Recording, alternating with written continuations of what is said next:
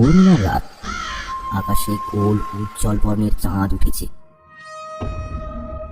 শক্তি নদীতে নৌকা ভাসিয়ে চলেছে একটা কালো পোশাক পরা বৃদ্ধ লোক। মাথায় তার বিশাল বড় জটা, গায়ে তার রুদ্রাক্ষের মালা। বিড় করে কি যেন একটা বলছে। গোপীগঞ্জের পাড়ে এসে নৌকাটা থামে। বৃদ্ধ লোকটা আস্তে করে মুখ তুলতেই দেখা যায় তার চোখ দুটো সাদা, মণিহীন। চোখ দুটো দেখলে যে কেউ আঁতকে উঠবে। ভয়ঙ্কর সাদা আর ঠান্ডা তার দৃষ্টি। দু হাত তুলে চাঁদের দিকে তাকিয়ে ভয়ঙ্কর ভাবে হেসে চলেছে।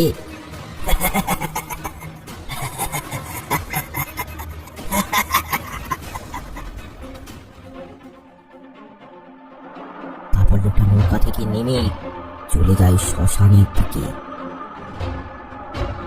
সেদিন গ্রামে বলরামের 8 বছরের মেয়ে মারা গিয়েছিল। সকলে তাকে শ্মশানে একপাশে কবর দেয়।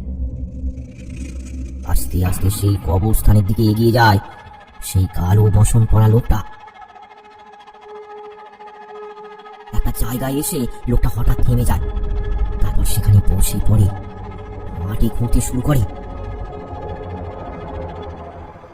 তারপর মৃতদেহটাকে বিয়ে করে কাঁধে তুলে রওনা দেয় নৌকার দিকে। নৌকায় ফিরে মৃতদেহটাকে নৌকার ছোঁয়ের ভেতরে শুইয়ে দেয়। কিন্তু সে একা না, সেখানে শোয়ানো আছে আরো একটা মৃতদেহ।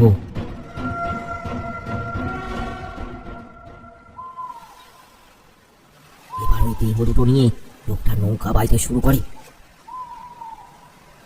নদীর জলে ছলাৎ ছলাৎ শব্দ করে লোকটি দাঁড় বাইছে। এমন সময় দেখা যায় এক ভয়ানক দৃশ্য।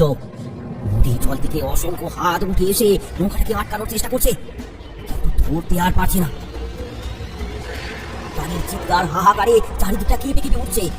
হাতগুলো জলের ওপরে উঠে নৌকাটাকে ধরতে চেয়েও কোনোভাবেই ধরতে পারছে না। ছটফট করতে করতে হাতগুলো নদীর ভিতরে চলে যাচ্ছে। কিছুক্ষণ পর শান্ত হয় এই তাণ্ডব লীলা। নৌকাটি গিয়ে পৌঁছায় মোহনগঞ্জের পাড়ে। তারপর দেহ দুটোকে নামিয়ে কাঁধে করে নিয়ে চলে যায় গভীর জঙ্গলের দিকে।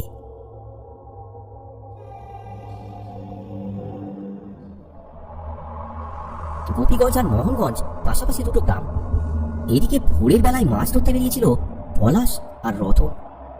নদীতে নৌকা বাইতে বাইতে এগিয়ে চলেছে তারা, কিন্তু তারা লক্ষ্য করে না অনেকগুলো হাত নিস্তব্ধে চেষ্টা করছে নৌকাটাকে ধরা, কিন্তু তারা ধরতে পারছে না।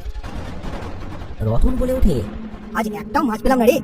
কি রে, যাবে নাকি ওই মোহনগঞ্জের বাঁকের নদীতে? তোর কি মাথা খারাপ হয়ে গেছে? ওখানে যাবি? ওই বাঁকে শুনিস কি আছে? আরে তুই এত ভয় পাচ্ছিস কেন? ওখানে অনেক মাছ আছে, ওখানে কেউ যায় না। চল চল চল, কদিন ধরে ব্যবসা মন্দ যাচ্ছে রে। চল চল ওইখানে চল। আমি জানি তোর অনেক সাহস। আচ্ছা চল দেখি, তবে বেশি ভিতরে যাবো না।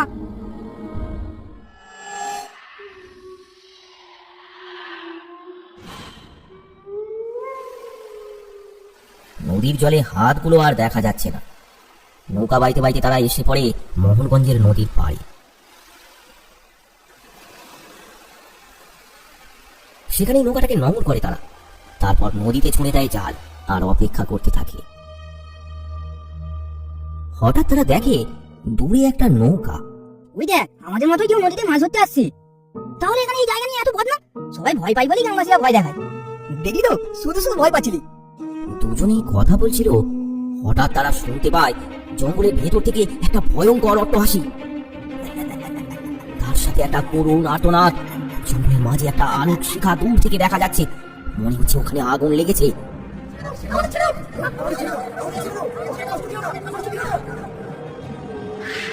ওরে বাবারে, চল চল এখান থেকে পালাই। আরে দাঁড়া দাঁড়া, তুই এত ভীতু কেন? এত ভীতু হলে হবে? ওটা ওটা তো কোনো মানুষ বলে মনে হচ্ছে, আর ওখানে তো আগুন জ্বলছে। কেউ মনে হচ্ছে ওখানে কিছু একটা করছে, বুঝলি? কোনো অনৈতিক কাজকর্ম। আমাদের ওখানে যাওয়া উচিত, বুঝলি? আমি এখানে থাকি, তুই যা। তাহলে তুই থাক, আমি যাচ্ছি। মাথা খারাপ? এখানে আমি একা থাকবো? আরে দাঁড়া, আমিও যাবো। দুজনে আস্তে আস্তে এগিয়ে যেতে থাকে আগুনের শিখা লক্ষ্য করে। কিন্তু যখন তারা সামনে গিয়ে পৌঁছায়, তারা যা দেখে তাতে তাদের শরীরের প্রাণবায়ু বেরিয়ে যাওয়ার জোগাড়। বিস্ফারিত চোখে তারা দেখে সামনে বসে আছে একটা কালো পোশাক পরা তান্ত্রিক কাপালিক।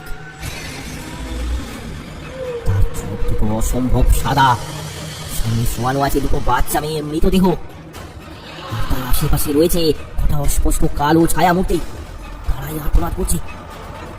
এছাড়াও আরো কিছু নরকঙ্কাল আর কাটা ছাগল মুরগি চারিদিকে ছড়িয়ে পড়ে আছে। কাপালিক বিড় করে হাত নেড়ে নেড়ে মন্ত্র উচ্চারণ করছে। আরে আরে বাচ্চাটাকে চিনতে পারছিস? ওটা আমাদের গ্রামের বলরামের মেয়ে তো। ওই বাচ্চাটা তো মারা গেছিল, আজকে সকালে খবর পেয়েছিলাম। হ্যাঁ, আরেকটা বাচ্চা কে বলতো? চিনতে পারছি না। ওই কাবালি কি করতে চাইছে? দুজনেই গাছের আড়ালে লুকিয়ে এইসব দেখতে থাকে। কাপালিক হাত দিয়ে অদ্ভুত অদ্ভুত আকৃতি আঁকছে আর খিলখিল করে হাসছে আর বিড় করে মন্ত্র বলছে। কাপালিকের পাশে রয়েছে একটা খড়গ। কিছুক্ষণের মধ্যেই সামনে রাখা নরমুণ্ডগুলো নাচতে শুরু করে আর খিলখিল করে হাসতে হাসতে বাতাসে দুলতে থাকে। গ্রামে খবর দিতে হবে, তাড়াতাড়ি চল। এখানে কোনো তন্ত্র সাধনা হচ্ছে। চল চল, তাড়াতাড়ি চল। দুজনে অতি দ্রুত গ্রামে ফিরে আসে।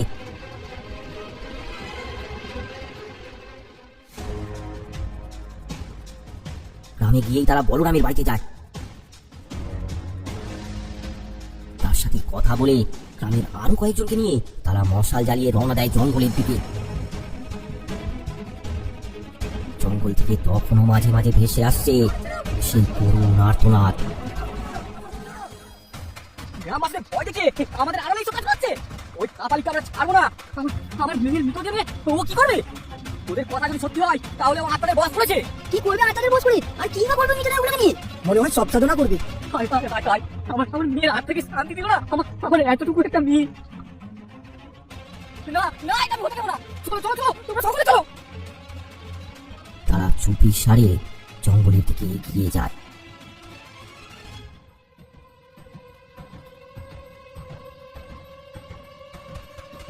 তারপর জঙ্গলে পৌঁছে তারা কাপালিককে ঘিরে ফেলে।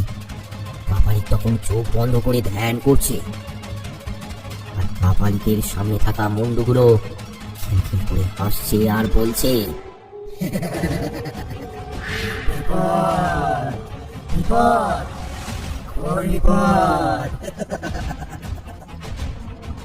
এই অপ্রাকৃতিক দৃশ্য দেখে ভয় পেয়ে যায়। তখন সাহসী বলরাম চুপি চুপি কাপালিকের পেছনে গিয়ে আচমকাই সজোরে আঘাত করে কাপালিকের মাথায়। কাপালিক চোখ খুলে তাকায়, কিন্তু মাথা থেকে তার গল গল করে রক্ত বেরিয়ে পড়ছে।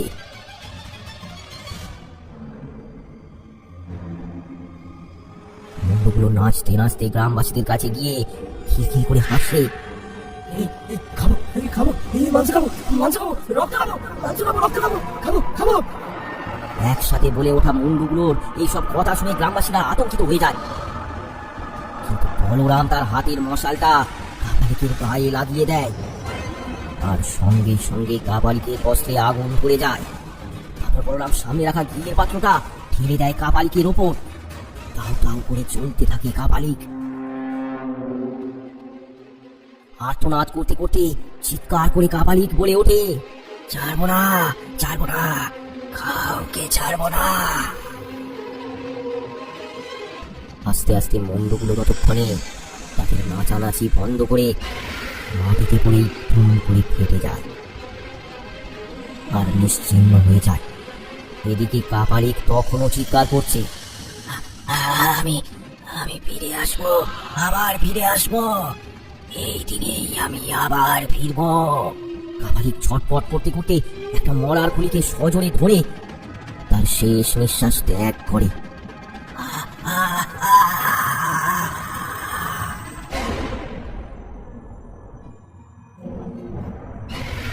সামনের অংশটা খুলে আসে যেন একটা মুখোশের মতো।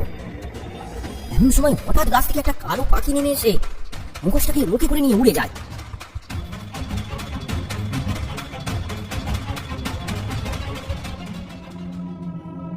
চলো তোমরা এই দুটো বাচ্চা মেয়ে দেহ নিয়ে চলো, এদের দেহ সৎকারের ব্যবস্থা করতে হবে। আর অভিশাপ? শুকুনের অভিশাপে কখনো গরু মরে না। যে খারাপ কাজ করে তার শেষ পরিণতি এইরকম ভাবেই হয়। এই ঘটনার 15 দিন পর থেকে গ্রামে একটা অদ্ভুত ব্যাপার লক্ষ্য করা যায়। প্রত্যেক পূর্ণিমার রাতে গ্রামের একজনের শরীরে দেখা দেয় একটা অজানা অদ্ভুত ছোঁয়াচে রোগ। যার বাড়িতে হয় তার পরিবারের সকলকে গ্রাস করে এই রোগ। এক রাতের মধ্যেই মারা যায় পুরো পরিবার।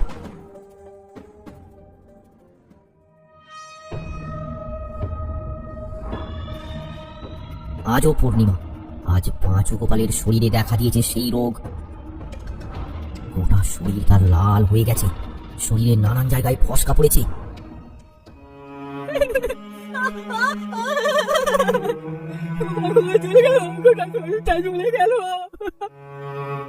যন্ত্রণায় চিৎকার করছে সে।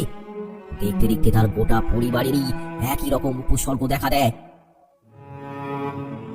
পাঁচু গোপাল বেরিয়ে পড়ে বলরামের বাড়ির উদ্দেশ্যে। বলরামের বাড়িতে গিয়ে সে দেখে সেখানে পলাশ, রতন সবাই উপস্থিত আছে। পাঁচু গোপাল একটু দূরে দাঁড়িয়ে কাঁদো কাঁদো গলায় বলে,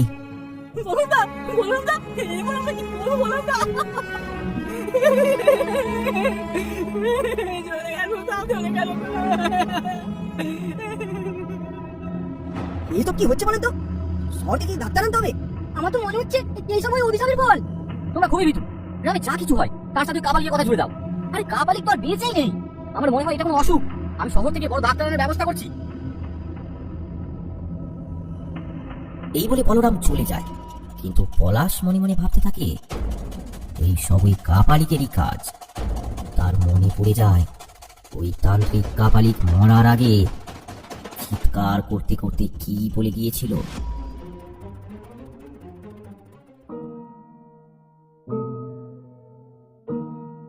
বলরাম শহর থেকে ডাক্তার নিয়ে আসে। ডাক্তার দূর থেকেই দেখে কিছু ঔষধ দেয়। সারা রাত ধরে অসম্ভব রকম যন্ত্রণা সহ্য করতে থাকে তারা। অবশেষে ভোরের দিকে তারা এক এক করে সবাই মারা যায়।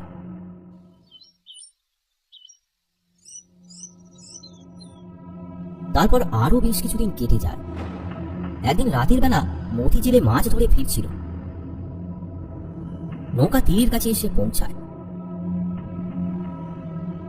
নৌকা থেকে নেমে মতি বাড়ি ফিরতে যাবে, এমন সময় সে দেখে মাটিতে পড়ে আছে একটা মরার কোলের কিছুটা অংশ। কিছুক্ষণ ভেবে মতি সেটাকে হাতে তুলে দেয়, নাকি হাতে তুলে নিতে বাধ্য হয়। একটা টান অনুভব করে সে ওটার প্রতি, আর সেই টানেই ওই মুখোশের মতো দেখতে মাথার খুলিটাকে সে তার মুখে বসিয়ে নেয়। মাথার খুলিটা বিলীন হয়ে যায় তার শরীরে।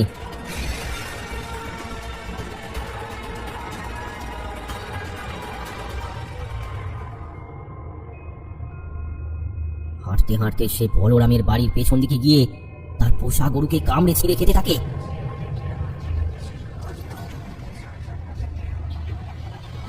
আর তার সাথে শোনা যায় একটা পৈশাচিক কণ্ঠস্বর,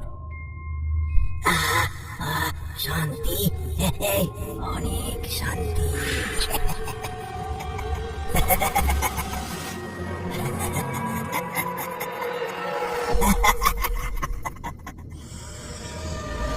সে কি ভয়ঙ্কর দৃশ্য।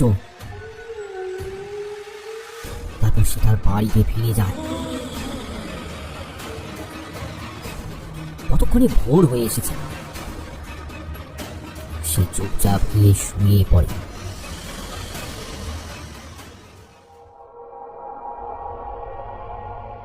সারাদিন শুয়ে থাকে। বিছানা থেকে সে আর ওঠে না। সারাদিন শুয়ে আছে দেখে তার স্ত্রী একটু অবাক হয়ে যায়। কি গো, তোমার কি হয়েছে বলো তো? সকাল থেকে শুয়ে পড়ে আছো। তার স্ত্রী যখন তার গায়ে হাত দেয় তখন সে বুঝতে পারে মতির গায়ে ফুটে উঠেছে অসম্ভব বড় বড় ফোসকা। তার গোটা গা যেন কোনো কারণে ঝলসে গেছে। এইসব দেখে মতির স্ত্রী খুব ভয় পেয়ে যায়। সে কি করবে বুঝতে না পেরে তার স্বামীকে অনেকবার ডাকে। আরে উঠো বলছি, উঠো, আরে উঠে পড়ো বলছি। ডাকতে ডাকতে সে দেখতে পায় বিছানার পাশে এক অদ্ভুত দেখতে মুখোশ পড়ে আছে। সে ওই মুখোশটা হাতে তুলে নেয়।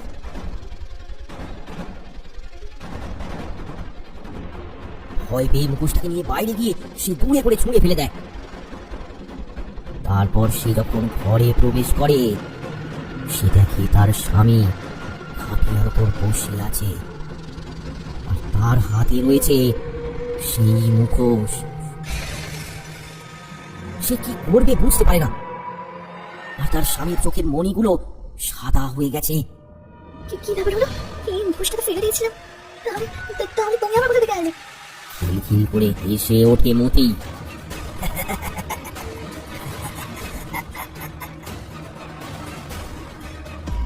তোর স্বামী সেদিন মশালাতে গিয়েছিল না, হ্যাঁ?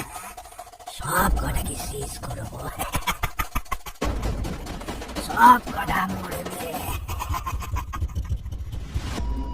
কাউকে ছাড়বো না, কাউকে ছাড়বো না। মতির স্ত্রী তার স্বামীর মুখে এরকম অদ্ভুত কথা শুনে চমকে ওঠে।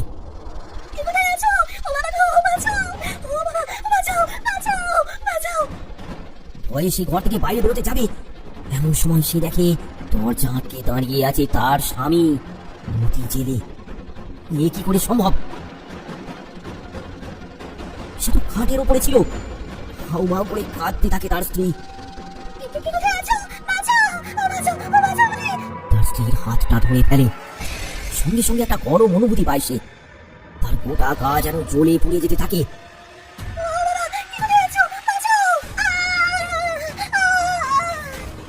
মাটিতে লুটিয়ে পড়ে মতির স্ত্রী আর মতি। তাদের দুটো দেহ লাল বর্ণ ধারণ করেছে, তাদের গায়ে বড় বড় ফোসকা পড়েছে। গ্রামের লোকেরা চিৎকার শুনে ছুটে আসে। এসেই দেখে এই কাণ্ড। দুজনে মাটিতে লুটিয়ে পড়ে আছে, আর তাদের শরীরেও দেখা দিয়েছে সেই রোগ। কি সাংঘাতিক কাণ্ড! যেন মনে হচ্ছে আগুনে ছ্যাঁকা খেয়ে ফসকা লেগেছে। গ্রামের আরো একটা পরিবার মারা গেল। পলাশ, বলরাম আর রতন আরেকটা জিনিস লক্ষ্য করে। মতিঝিলের চোখে কোনো কালো মণি নেই, সম্পূর্ণ সাদা। এটা দেখে রতন খুব ভয় পেয়ে যায়। তাদের মনে পড়ে যায় সেই কাপালিকের চোখ।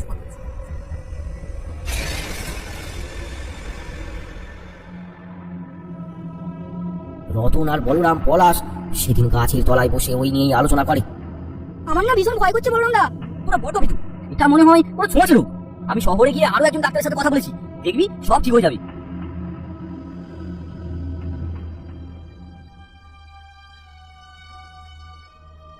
এই ঘটনার আরো কিছুদিন পর একদিন রতনের মেয়ে চিনি খেলতে খেলতে মাঠের মাঝখানে একটা অদ্ভুত জিনিস দেখতে পায়। সেই মুখোশ। মুখোশটা থেকে একটা আলোক জ্যোতি ঠিকরে বেরিয়ে আসছে। কি অদ্ভুত দেখতে রে বাবা, কি অদ্ভুত দেখতে। চিনি বড় মিষ্টি মেয়ে। সেই মুখোশটা হাতে নিয়ে বেশ আনন্দিত হয়, আর সেটা নিয়ে ঘরে চলে যায়। সারাদিন সে মুখোশটা নিয়ে খেলতে থাকে। রাতের বেলা সে যখন মুখোশটা নিয়ে খেলছিল, ব্যাপারটা তার মায়ের চোখে পড়ে।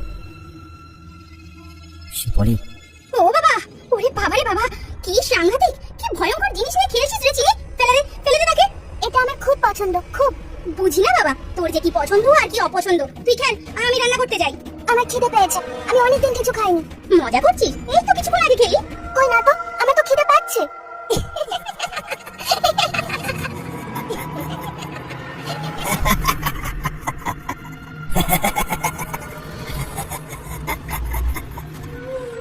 চিনি একটা অদ্ভুত ভাবে হেসে ওঠে। চিনিমা প্রথমটা ভয় না পেলেও এই অদ্ভুত হাসি শুনে প্রচন্ড ভয় পেয়ে যায়। হাসিটা কেমন যেন বাচ্চার নয়, একটা পুরুষের ভারী কণ্ঠস্বরের হাসি।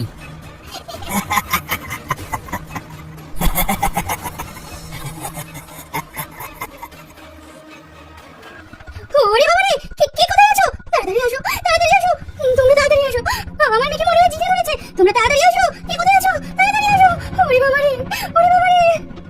তার বাচ্চা সুলভ আচরণ আর নেই। সে এখন বড়দের মতো। হঠাৎ করে চিনি এগিয়ে এসে তার মায়ের গলাটা দুহাত দিয়ে টিপে ধরে। ওটা শরীর তার জ্বলতে থাকে। আস্তে আস্তে চিনির মায়ের দেহেও ফুটে ওঠে সেই উপসর্গ। ছটপট করতে করতে মাটিতে লুটিয়ে পড়ে সে।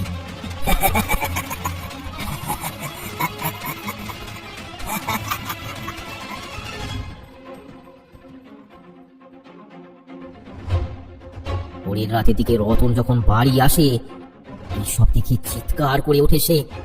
হাই হাই হাই হাই, এ কি হলো গো? হাই হাই, এ কি হয়ে গেল? চিনিমা, চিনিমা, এ কি হয়ে গেল? হাই হাই গো, এ কি হয়ে গেল? দুজনেই ততক্ষণে মাটিতে পড়ে আছে। রতনের আর্তনাদ শুনে বলরাম আর পলাশ এসে উপস্থিত হয়। চিনির মায়ের শরীরে বড় লাল ফোসকা দেখে ততক্ষণে সকলের বুঝতে বাকি রইল না ব্যাপারটা কি ঘটেছে। সবাই মিলে দেখলো রতনের স্ত্রী মারা গেছে, কিন্তু তার মেয়ে এখনো জীবিত। সে শুধু অজ্ঞান হয়েছে। বলরাম বলল, আমিও তো বুঝতে পারছি না একদিনে বৌমার কি হলো। দাদা দাদা, ওর চোখটা দেখেছো? এবার আমারও কিছু একটা অদ্ভুত লাগছে। আমাদের দ্রুত সরকারি ব্যবস্থা করতে হবে, তবে সাবধানে। আমার সব শেষ হয়ে গেল গো, আমার সব শেষ হয়ে গেল।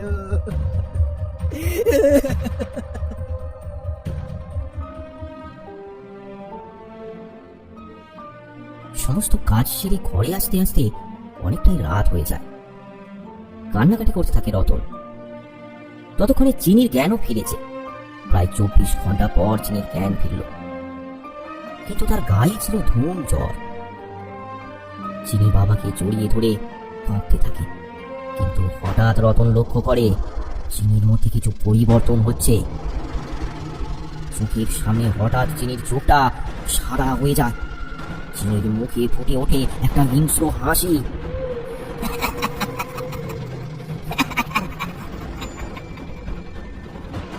খিলখিল করে হাসতে থাকে সে। তারপর তার ছোট্ট ছোট নরম দুটো হাত দিয়ে তার বাবার গলা টিপে ধরে।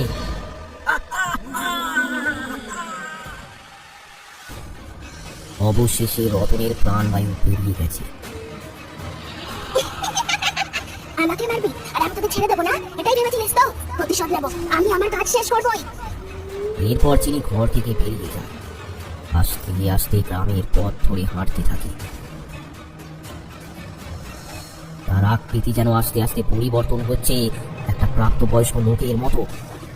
তার পেছনে লাফাতে লাফাতে যাচ্ছে সেই মুখোশ। মুখোশটা মাঝে মাঝে খিলখিল করে হাসছে। আর মাত্র কয়েকজন, আমার কার্য সিদ্ধি হবে। কেউ আটকাতে পারবে না, আমায় কেউ আটকাতে পারবে না।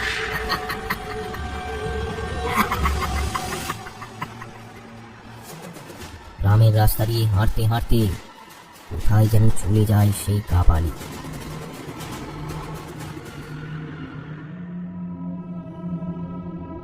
পরের দিন সকালবেলা উঠে গ্রামবাসীরা রতনের দেহ উদ্ধার করে, কিন্তু চিনিকে কেউ খুঁজে পায় না।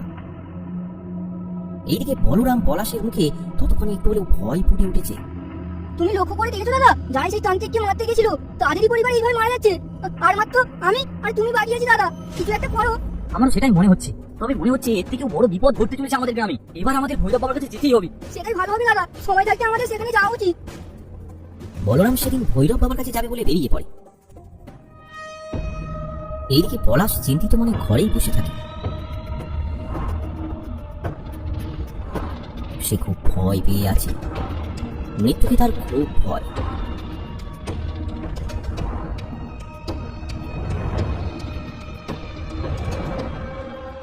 ঘরে বসে বসে সে হঠাৎ শুনতে পায় বলরাম দাদা ডাকছে। পলাশ, কি রে? বেরিয়ে আয় পলাশ, বেরিয়ে আয়। বলরাম দাদা এত তাড়াতাড়ি চলে এলো, কি ব্যাপার? পলাশ দরজা খুলে বেরিয়ে আসে। বলরাম দাদা তুমি চলে এসেছো? চল, আমাদের এক্ষুনি যেতে হবে। দাদা তুমি যাবে এই অন্ধকার রাতের বেলায়? কোনো যদি বিপদ ঘটে? আরে কোনো বিপদ হবে না, চল তো। পলাশ ভয়ে একটু কিন্তু কিন্তু করে, কিন্তু বলরাম তাকে সাহস দেখায়। সেই জন্য সে বেরিয়ে পড়ে বলরাম দাদার সাথে। তারা দুজন হেঁটে চলেছে। গ্রামটা যেন নিস্তব্ধ, একদম একটা শ্মশানে পরিণত হয়েছে।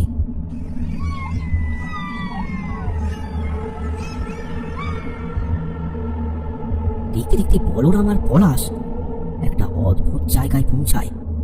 সেখানে চারিদিকে ঘন কুয়াশা, সামনে পেছনে আগে পাশে কি আছে কিছুই দেখা যাচ্ছে না। এটা কোথায় এলাম বলরাম দাদা, কিছু তো বুঝতে পারছি না। আয় আয় আয় এদিকে আয়। অনেক দূর থেকে ভেসে আসছে বলরামের গলা, কিন্তু কিছুক্ষণ আগেও তো বলরাম এখানেই ছিল। এই কথাটা ভেবেই পলাশ চারিদিকটা ভালো করে দেখে। তার চারপাশটা কেমন যেন একটা ধোঁয়াশায় ঢাকা। এই গরমকালে ধোঁয়াশা কোথা থেকে এলো? পলাশ এবার প্রচন্ড ভয় পেয়ে যায়। এদিকে আয় বলছি, তাড়াতাড়ি আয়। তুমি কোথায়? আমি বাড়ি যাবো দাদা, আমি বাড়ি যাবো। এই বলে পলাশ উল্টো দিকে দৌড়ানো শুরু করে। কিন্তু আশ্চর্য ব্যাপার, সে দৌড়েই যাচ্ছে, কিন্তু সেই জায়গা থেকে এক পাও নড়তে পারছে না। দৌড়ে দৌড়ে সে যখন থামছে, দেখছে চারিপাশটা একই জায়গায় দাঁড়িয়ে আছে সে। ভয়ে ঘেমে উঠেছে পলাশ।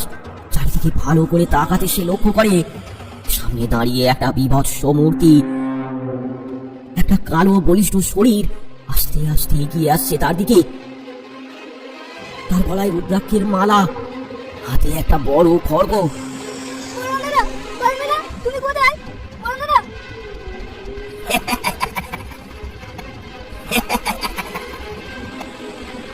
খিলখিল করে হেসে ওঠে ওই কাপালিক। কোথায় বলরাম দাদা? কে তোর বলরাম দাদা? আমি ছিলাম রে এতক্ষণ তোর সাথে।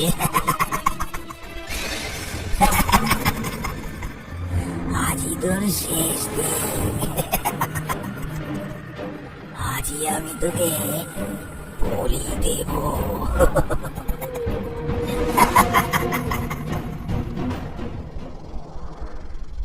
এমন সময় পলাশ তার মাথায় একটা জোরালো আঘাত অনুভব করে। কাপালিক তার মাথায় আঘাত করেছে। সে লুটিয়ে পড়ে মাটিতে।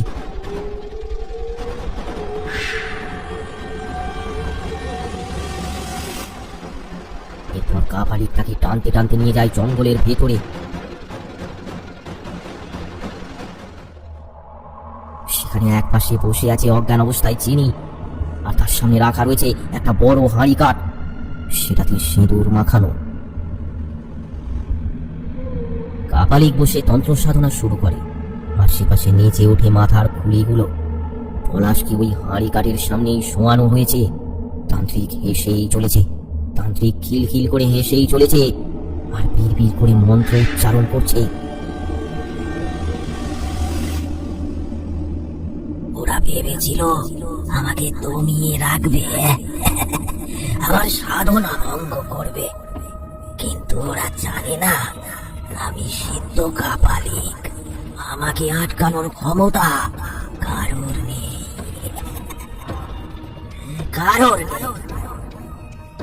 মৃত্যুর আগে বা পরে আমাকে আমার কার্যসিদ্ধি থেকে কেউ আটকাতে পারবে না, স্বয়ং ভগবান এলেও না।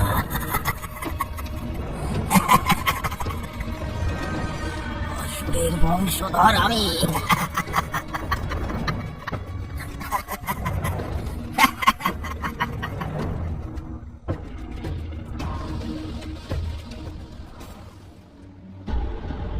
এদিকে বলরাম যে গিয়েছিল ভৈরব বাবার কাছে, কিন্তু সেখানে গিয়ে সে দেখে ভৈরব বাবার কুটির ফাঁকা।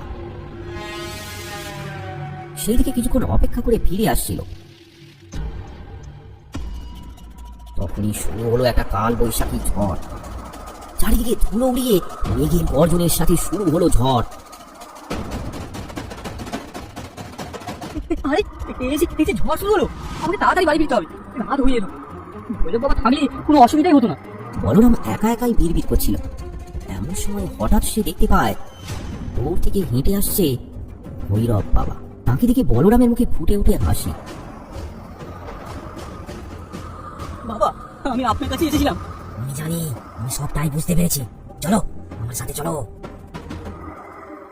বলরাম ভৈরবের সাথে হাঁটতে শুরু করে। আরে বলবেন না বাবা, গ্রামে একটার পর একটা মৃতদেহ পাওয়া যাচ্ছে, যেন সকলেরই গা আগুনে পুড়ে পোস্তা পড়েছে। ছোট ছোট বাচ্চারা অসুস্থ হচ্ছে বাবা। জানি সব জানি। কথা বলতে বলতে দুজনে হেঁটে চলেছে। হঠাৎ বলরাম আশপাশটা লক্ষ্য করে দেখে কেমন যেন একটা অদ্ভুত পরিবেশ।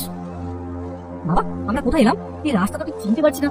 এটা তো মনে হচ্ছে জঙ্গলের ভেতরে কোনো রাস্তা। আমাদের তো এইদিকে আসার কথা নয়, আমাদের তো গ্রামে যেতে হবে। না না না না না, আমাদের এই দিকেই কাজ। আপনার গলায় কি হলো বাবা? আপনি আপনি এইভাবে কথা বলছেন কেন? হঠাৎ করে ভৈরব তার নিজের গায়ের চাদর ছুঁড়ে ফেলে। সঙ্গে সঙ্গে চাদরের ভেতর থেকে বেরিয়ে আসে কাপালি। গলায় তার রুদ্রাক্ষের মালা, গোটা গায়ে লাল ফোসকা, কি ভয়ঙ্কর চেহারা তার। তার শরীরের কিছু অংশ গলে পচে গেছে, হাড় বেরিয়ে এসেছে। এটা কি গো? না না না!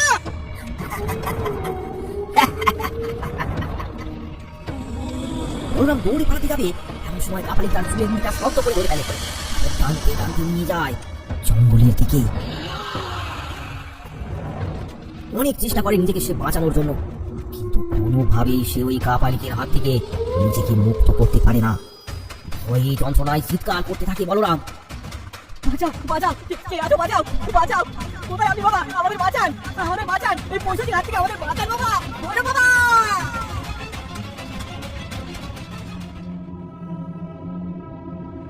প্রায় 200 কোষ দূরে ভৈরব বাবা পাহাড়ের পাদদেশে মহাদেবের ধ্যান করছিলেন, এক মনে একনিষ্ঠ ভাবে। ওম নমঃ শিবায়, ওম নমঃ শিবায়, ওম নমঃ শিবায়। হঠাৎ করে মায়া বলে ওঠে, উঠুন আপনি, জাগুন, আপনাকে যে ডাকছে। আপনি যে সাধারণ মানুষের সেবায় নিজের মন প্রাণ উৎসর্গ করেছেন। উঠুন আপনি, আপনি উঠুন। ওম নমঃ শিবায়, ওম নমঃ পার্বতী পতে, হর হর মহাদেব। চোখ খোলে ভৈরব। তার আশপাশটা দেখে সে আবার চোখ বন্ধ করে। হঠাৎ করে ভৈরব তার স্বপ্ন দর্শনে দেখতে পায় একটা নির্জন জঙ্গল, সেখানে বসে এক ভয়ঙ্কর কাপালিক। তার চারিপাশে গ্রামের কিছু মানুষ অজ্ঞান অবস্থায় পড়ে আছে, হাঁড়ি কাটে মাথা গলানো আছে একটা গ্রামবাসীর। সে ভয়ে চিৎকার করছে আর বাঁচানোর জন্য আকুতি মিনতি করছে ভৈরব বাবার কাছে। সামনে একটা ছোট্ট বাচ্চা মেয়ে, আশেপাশে কিছু কালো কালো অস্পষ্ট ছায়া মূর্তিও মুক্তির জন্য আকুতি মিনতি করছে। হঠাৎ করে ভৈরব বাবা চোখ খুলে তাকায়, তার চোখে আগুন জ্বলছে। কিন্তু মায়া, আমি কিভাবে যাব? এখান থেকে 200 ক্রোশ দূরে আমি কিভাবে যাব? আপনি অসীম শক্তির অধিকারী, আপনি ওখানে যেতে পারবেন মাত্র কয়েক মিনিটে। আপনার আত্মাকে আপনি প্রেরণ করুন। ভৈরব বাবা সঙ্গে সঙ্গে চোখ বন্ধ করে মন্ত্র করতে থাকে। তখনই ভৈরব বাবার শরীর থেকে একটা আত্মা বেরিয়ে আসে। তারপর ভৈরবের আত্মা আর মায়া বাতাসে ভেসে ভেসে যেতে থাকে। এইদিকে নদীর পাড়ে ঘন জঙ্গলের মধ্যে এক অদ্ভুত প্রাকৃতিক দুর্যোগ লক্ষ্য করা যায়। জোরে বাতাস বইছে, মেঘ ডাকছে, বজ্রপাত হচ্ছে, চারিদিকে পশু পাখিরা ভয়ে এদিক ওদিক ছুটে বেড়াচ্ছে। গম্ভীর ভাবে কাপালিক মন্ত্র পড়ছে। তোরা কি ভেবেছিলি আমার যজ্ঞ পণ্ড করবি? সেটা তোরা কোনোদিন করতে পারবি না। সব সাধনা করার জন্য আমি দুটো মেয়ের লাশ ব্যবহার করেছিলাম, আর তার জন্য তোরা আমাকে আগুনে জ্বালিয়ে মারলি, তাই না? এবার দেখ, সব সাধনাও করবো, পিশাচিনীর কাছে তোদের বলিও দেবো।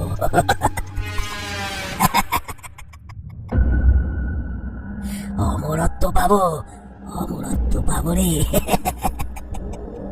এই গোটা পৃথিবী হবে আমার, আমার নির্দেশে সূর্য উঠবে, সমস্ত শক্তির আধার হব আমি, আমার কাছেই সবাই মাথা নত করবে।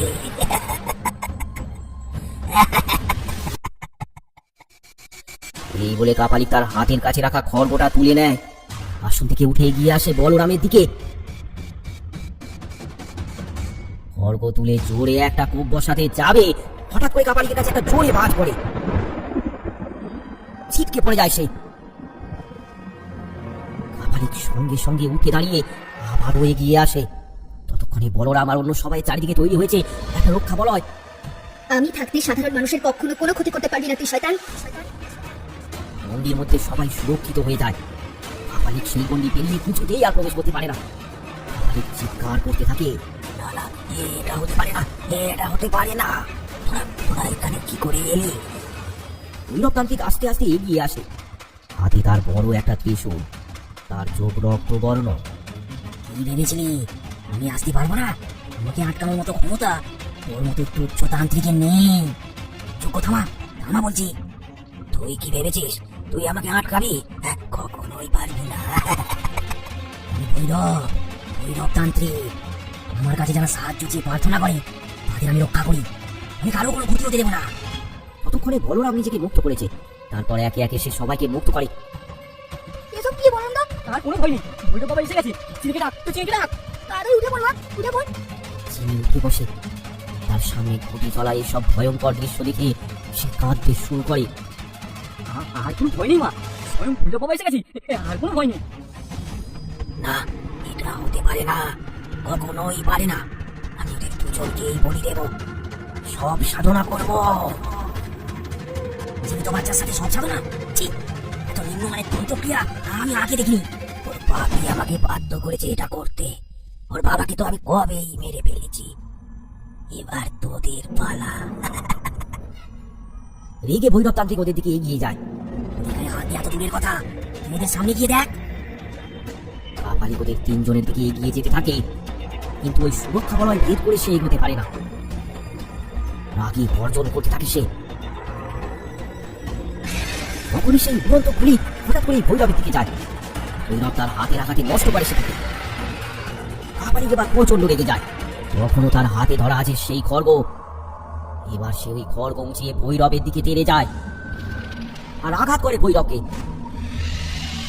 কিন্তু অদ্ভুত ভাবে ভৈরব বাবা অদৃশ্য হয়ে যায়। সামনে দাঁড়িয়ে আছে মায়া। সে খিলখিল করে হেসে ওঠে। মায়ার চোখ তখন রক্তবর্ণ। মায়া তার হাতের আঘাতে কাপালিককে দূরে ছিটকে ফেলে। এটা কি হলো? এটা তো হওয়ার কথা ছিল না। এটা কি হলো? আমাকে শেষ করা এত সহজ নয়। আমার সঙ্গে মায়া, তোকে আমি শেষ করে দেব, তোকে আমি শেষ করে দেব।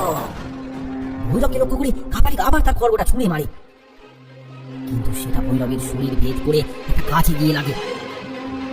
ভৈরবের কিচ্ছু হয় না।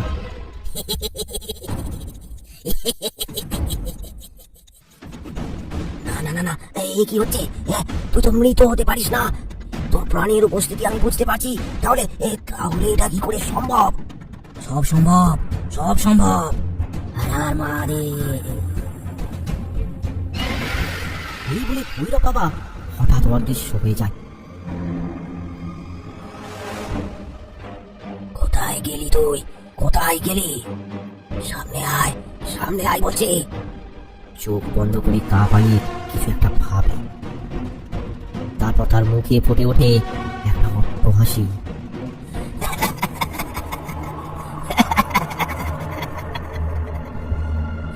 বুঝতে পেরেছি, আমি এতক্ষণে বুঝতে পেরেছি। কাপালিক চোখ বন্ধ করে বিড়বিড় করে মন্ত্র পড়তে থাকে। আর সেই সময় ঘটে যায় একটা আশ্চর্য ঘটনা। ভৈরবের আশেপাশে দেখা দেয় একটা কুয়াশার বলয়। সেই কুয়াশার মধ্যে ভৈরব তার দিকে আটকা পড়ে যায়। কিছুতেই সে ওই কুয়াশা থেকে বাইরে বেরোতে পারে না। না না না, এ হতে পারে না। আমার হাত থেকে কেউ এভাবে মায়াজালে বন্দি করতে পারে না। খুব বিপদে পড়ে যাবে। মায়া, মায়া। আমি আছি, বলুন, আমি আপনাকে উদ্ধার করব। আমি কারোর কোনো ক্ষতি হতে দেব না।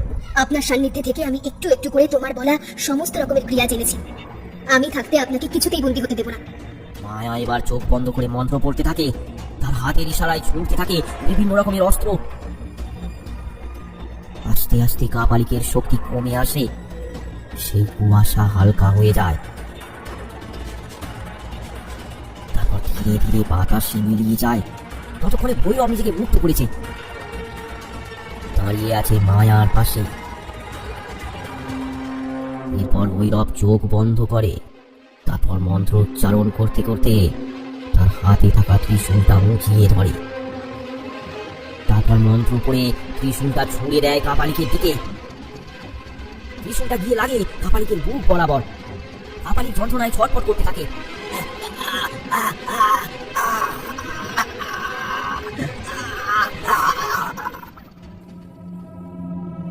আস্তে আস্তে জঙ্গলের আশেপাশের কুয়াশা কেটে যায়। বলরাম পলাশ অজ্ঞান হয়ে গিয়েছিল, তাদের জ্ঞান ফিরে আসে। বাবা, আপনি ঠিক আছেন তো? কি হলো? কিছুই তো বুঝতে পারলাম না।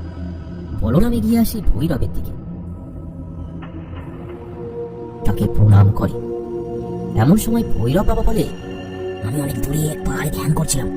তোমাদের বিপদ শুনে কি আমি না এসে থাকতে পারি? তাই আমি আমার শরীরকে সেই পাহাড়ে ছেড়ে আমার আত্মা শক্তি নিয়ে এখানে এসেছি। তোমরা সবাই ভালো থেকো। তোমাদের গ্রামে একটা মন্দির করো, সেখানে মায়ের আরাধনা করো। মা তোমাদের গ্রামকে সর্বদা রক্ষা করবে।